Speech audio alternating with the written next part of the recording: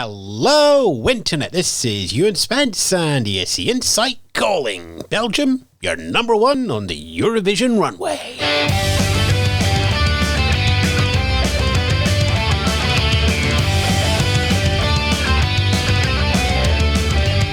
Coming up, our host city search continues, the national finals begin for Junior, and you can start booking your Swedish weekends from Belfast. Yes, good afternoon, good morning, good evening. All that and more coming up on your ESC Insight podcast. 7 days in the world of the Eurovision Song Contest and Junior Eurovision. Everything that's been happening. It's your Insight News podcast.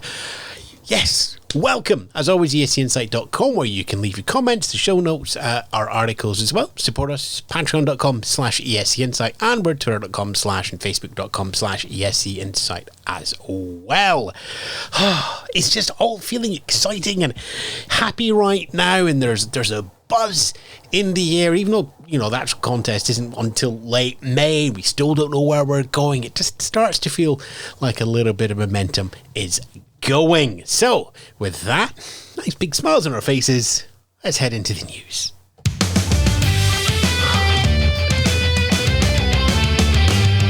Okay, let's start with the rulebook. Last week saw broadcaster RUV publish the rules not just for the Icelandic national final song for Keppnin, but also the public version of the rules of the Eurovision Song Contest 2022. One of the biggest discussion points coming out of that is over backing vocals, and it's seen a lot of talk online. Rotterdam saw the use of pre-recorded backing vocals. You could put them on tape for the first time. Not every delegation took up that opportunity. Some did, some didn't, but the option was there. It was a 1 year trial, presumably to check that it didn't distort the show too much. Thanks to the publication of the rulebook, we now know that that trial must have been deemed a success. Backing vocals on tape are still allowed, and they are still optional. As for the benefits, well, when it was previously announced back in June last year for Rotterdam, the EBU stated that the main goals were to explore new creative ideas, to allow the option of travelling with a smaller delegation, to present the work as close as possible to the original composition, and also to ensure that the contest moves forward with the times. Needless to say, there is much debate in the community over this one.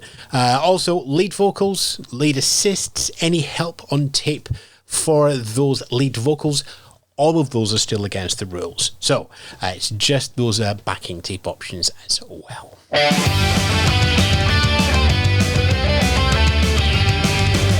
Okay, our entry list, at least from those who have publicly declared, is risen from 27 last week to 29 this week. We're inching up. The maximum, by the way, is 44, because we've got the rulebook now, which is a slight drop, but we haven't actually hit 44 for the last few years anyway. Basically, you can have your big five, your host city, and then 19 countries per semi-final. 10 qualify from each semi-final through to the grand final. So our 29, still not got this in rhyming couplet yet, sorry folks. Albania, Australia, Belgium, Bulgaria, Czech Republic, Denmark, Estonia, Finland, France, Germany, Greek, Iceland, Ireland, joining us this week, Israel, Italy, Latvia, Lithuania, Malta, Netherlands, Norway, Poland, Portugal, also joining us this week, Romania, San Marino, Serbia, Spain, Sweden, Switzerland, and Ukraine. The deadline for submitting the paperwork for a broadcaster to enter Eurovision is actually September the 16th. So that's less than a week away as we record this podcast. Broadcasters, make sure to get your paperwork in. And even if you have, though, you can still... basically, the paperwork comes in, and then the EBU can calculate the entry fee, and then that's communicated to the broadcasters, and they have till mid-October to withdraw without penalty once you see the potential costs. But again, nothing is said publicly yet, so there could be 44 entry forms in there, there could be 30. It all takes over. We have 29 declared in public. What's not been declared, and should be obvious, is the host city. We were all expecting this to happen late August, mostly because that's what all the sort of signs and Kremlinology were suggesting. Italian media is reporting this week that it's not going to be just a few days delay, but there's still no decision yet. RAI and the EBU are still deliberating about where the contest will go, what facilities are available and are needed, and will be for some time. And again, it's worth noting here that all the leaks, all the discussions has all been from the Italian press, from local media. There's actually been nothing official.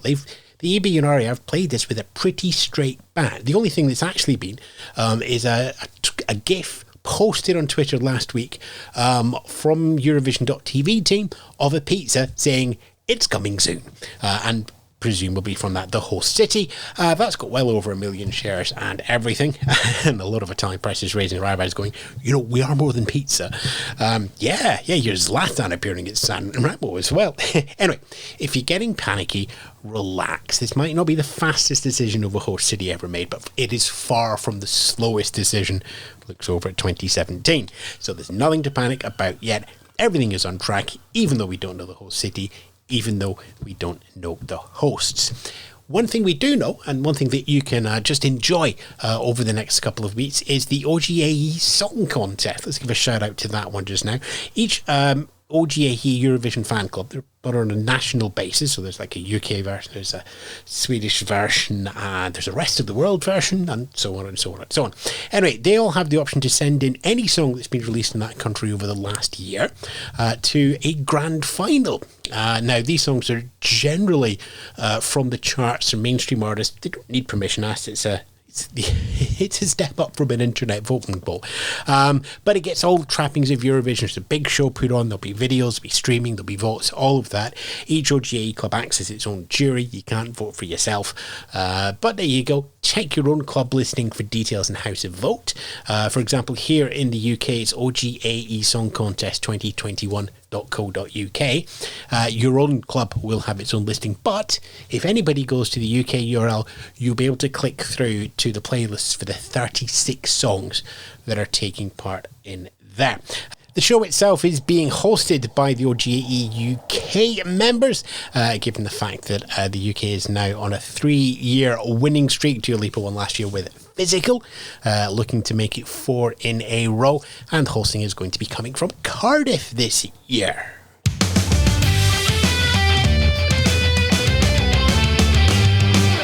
Okay, so let's go with Junior Eurovision next, December the 19th in Paris at Les Musicales. Entry list, of course, locked in. It's 19. They were all announced last week as well. So we're really deep into this selection process now and the start of many of the televised rounds. Georgia, we have more details in their national selection. Ranina is going to run for 10 weeks. It starts this Saturday, as we record, the 11th of September, and we'll finish with a grand final on November the 6th. Over in Germany, the national final takes place tonight, Friday the 10th, again, as we record the podcast. That's at 7:30 Central, 6:30 UK time. You can just about sneak in if you picked up the podcast straight away. 3 singers are taking part there, Marta, Pauline and Emily. Each will be singing 2 of the potential 3 Junior Eurovision songs, Gutso, or Houseboat, or Imagine Us. So we'll have Germany's second ever Junior Eurovision song by the weekend. Poland is also working through the national final. They've had their first semi-final. Marysia Stachera has won through with her cover version of Duncan Lawrence's Arcade. Semi-final 2 is happening this weekend with 7 more singers performing. The result is taken, by the way, from 100% jury vote.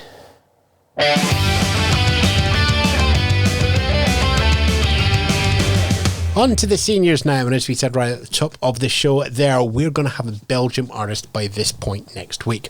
Broadcaster RTBF, remember it's Turnabout, so this is the follow-up to Elliot and the entry in 2019. RTBF are going to be announcing the Belgian artist on September the 15th, that's this Wednesday. Now let's see, that might feel a bit early, but Belgium has a habit of doing this. Senek was the first Eurovision act for 2018, announced first. Hooverphonic, who of course was 2020, 2021, they were also the first to be announced as well back in the 2020 season. So we're not expecting to hear the song, just the performer or the band's name here.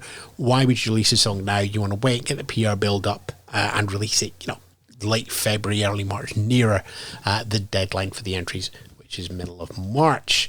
Ireland, you would have heard earlier, making up their 2 countries, broadcasters declaring that they are publicly going to the song contest this week. RT has confirmed, but there's no further details on the selection, whether it's an internal selection, which Ireland have used since 2016, or national final, which they used up to 2015. We'll find out soon enough.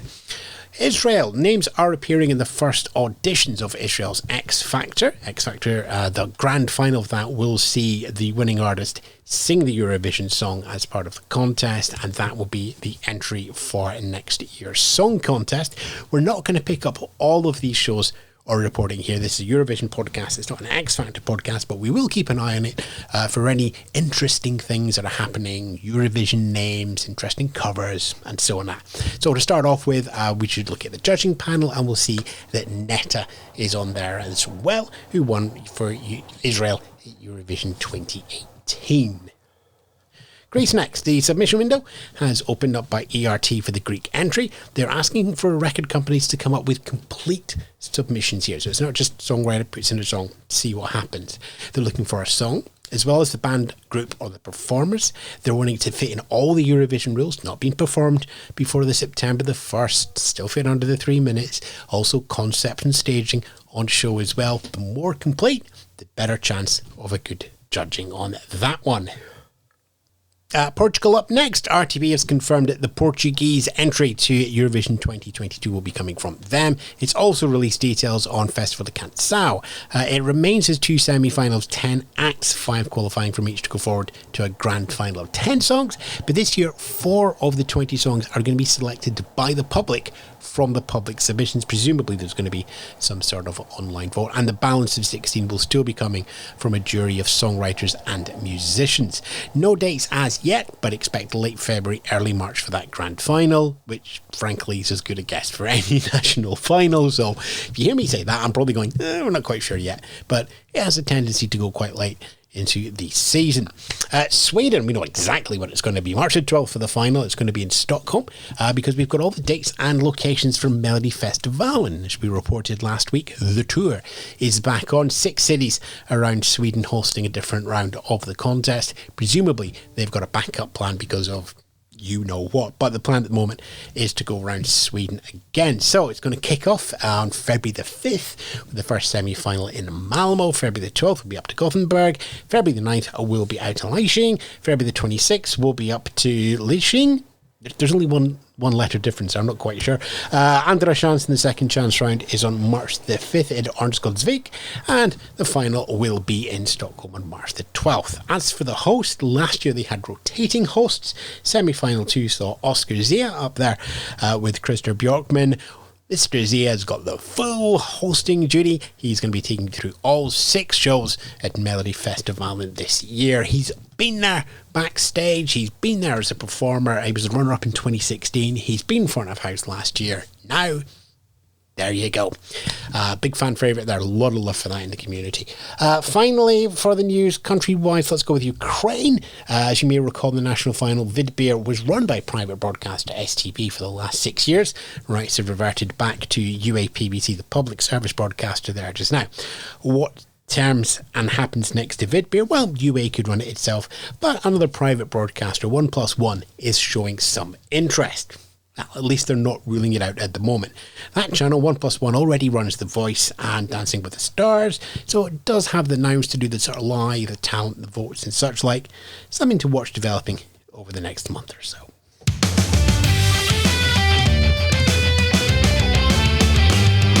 Okay, and just as the delegations are picking up some speed and everything's feeling a little bit more bubbly happy, we got the same with some content as well. We'd already posted back on Patreon our podcast on the September the 1st deadline. I may or may not have a piece about the new rule change going up there over the next week, so do keep an eye on there, patreon.com/escinsight. A couple more people have decided to support us on there. Thank you very much. It's not necessary, but we do appreciate it. It goes towards all our server costs and maintenance and such like. Bandwidth. Oh, yeah. Let's see, what else do we have? Well, our Let's Send This Artist to Eurovision continues. Last week, Sam picked out Greenland's Nanook to represent Denmark. This week, Finn Ross Russell has given a selection for France and a potential of M. Pokora to go to the song contest. We'll have another one of those next week and next week and next week and next week, going on for some time from both herself and some of the friends of the parish. Also coming up next week on this side, Ben Robertson is going to take a deeper look at the OJE Song Contest, just going into a bit of the history, how it runs, how it originally started out on 2 blank cassettes and has grown up from there. Anything else? The official website, Eurovision.tv, has an article on podcasts and how they impact the Eurovision Song Contest community. Podcasts, whatever they are, I don't think they'll catch on. Let's recommend a podcast after all of that. Terrible pun stumbling just there. Let's go with the Euro What podcast this week. If you've not come across it, they started their 5th season on August the 31st. It's 2 Americans trying to make sense of the song contest. It's a wonderful pitch, single liner there as well. Not the only American podcast. We've got 12 points from America up there as well. And with the American Song Contest coming up, it's all getting a little bit interesting on the other side of the pond. Twitter.com/EuroWhat will get you all the links and pod follows and all of that as well. Right then, dates for the diary. As I said, we're not going to do the submissions closing ones in anything, but your next ones to watch out for, by the way, are Switzerland, Norway, Sweden, 15th, 15th and 17th this month respectively. Televised shows. Germany's national final for Junior Eurovision is tonight. Heats for Junior Eurovision for Georgia on Saturday, September the 11th, for Ireland on September the 12th. So we've got 3 shows for you to keep an eye out over this weekend: a Friday, a Saturday and a Sunday. It's just not feeling exciting, isn't it? Well, what else we got? Obviously, we've got Junior Eurovision coming up. We've got the main contest. We don't have the dates for it yet.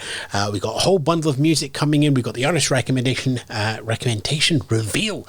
I suppose it's a recommendation as well. It's like, we like them. We're sending them to Eurovision. We'll find that from Belgium next week. There'll be more surprises. So come back here to the Insight News podcast in 7 days' time.